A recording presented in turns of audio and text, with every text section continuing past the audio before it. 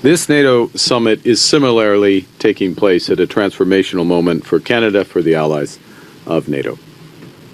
The international rules-based system on which the alliance has relied upon is under unprecedented pressure. Finally! And the threats that are facing individual member states are evolving. They differ both in their form and severity. And at the same time, Canada's own relationship with NATO is appropriately evolving. Put it in a bit of context, for over a century, Canada has been a net exporter of security to Europe. And now, with those evolving threats worldwide, the threats to our own sovereignty are becoming more acute. With increasingly open Arctic waters and rapid advances in cyber, in AI, and quantum, with advanced missile capacities, we can no longer rely on our geography to protect us. As the global landscape shifts, the collective security created by the alliance remains the strongest and the most effective way of protecting Canadian sovereignty and protecting the security of Canadians. So together with our allies, we must ensure that NATO remains strong, unified, and ready to confront the threats not just of today, but of tomorrow. And so, in this pursuit, Canada is helping to ensure that the alliance and the peace that it can help protect prevail. In order to do so, we must invest in our strength, because Canada's leadership must be defined not just by the strength of our values, but by the value of our strength.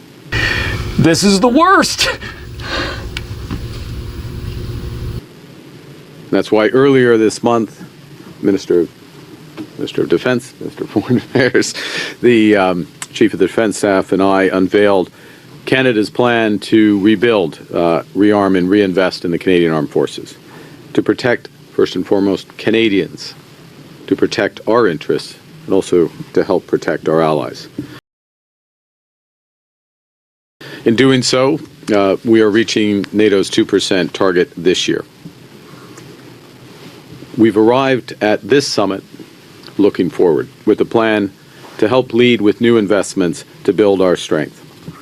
This morning, Canada, or just now, I guess it went into the afternoon, Canada and our allies agreed to a new defense investment pledge, which secures Canada's strategic and security goals. As part of that, Canada has already beginning working towards a target of 3.5% of GDP by 2035. Oh my God! Wow! By expanding our plan to invest in the Canadian Armed Forces, to modernize our military equipment and technology, to help build up our own defense and security industries, as well as to diversify our defense partnerships.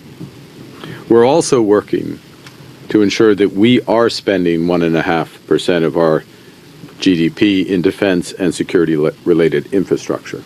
So that means ports, airports, infrastructure to support the development and exportation of critical minerals, telecommunications, and emergency preparedness systems.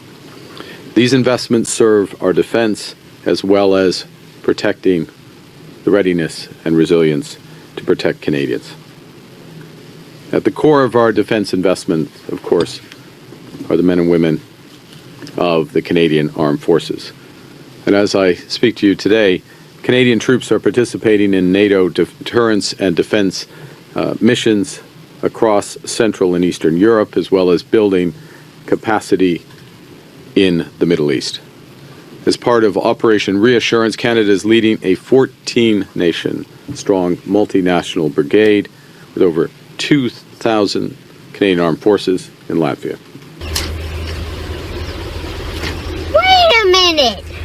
We're working with our allies and partners across Europe to train Ukrainian soldiers who are defending their homeland from Russia's illegal and barbaric invasion. These are the women and men we are investing in. The forces we will expand with new incentives and new recruitment efforts. Canada does have enormous industrial capacity, but that will grow significantly. As our allies seek to increase their military readiness, they will buy more equipment and technology made in Canada by Canadian workers in shipyards, in labs, and shop floors right across our country. We'll make the drones, the icebreakers, the aerospace technologies, and much more that's needed to build a more secure world. Canada is helping to ensure, and through our discussions, I'm very pleased with the discussions and how they evolved, that the new NATO targets, at 5% of GDP, those new NATO targets, are tailored to address new threats and challenges, and that the capabilities required to meet this moment have been the driving factors for those targets. Importantly, the trajectory and the balance of the new NATO defense pledge will be reviewed in 2029 to ensure that the commitments align with the global security landscape. Throughout Canada's history, there have been turning points when the world's fortunes have been in the balance, and each time Canada has chosen to step up, to lead on the path of democracy and freedom. We're once again at one of those moments. If we want the world of tomorrow to be shaped by our values, Canada must be ready. If we want a more secure world, we need a stronger Canada that works with our allies, and today is a very important step to build both. Thank you very much.